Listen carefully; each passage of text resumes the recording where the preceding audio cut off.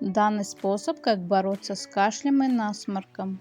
При простудных заболеваниях верхних дыхательных путей хорошо делать ингаляции. Ингаляции с применением соды хорошо борются с кашлем, снимает воспалительный процесс, лечит насморк. Улучшение вы почувствуете на второй день. При воспалении горла вдыхаем парой ртом.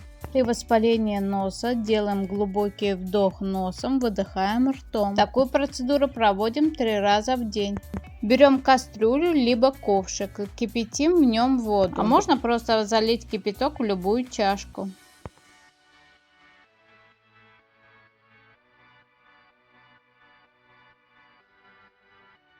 Нам понадобится сода пищевая.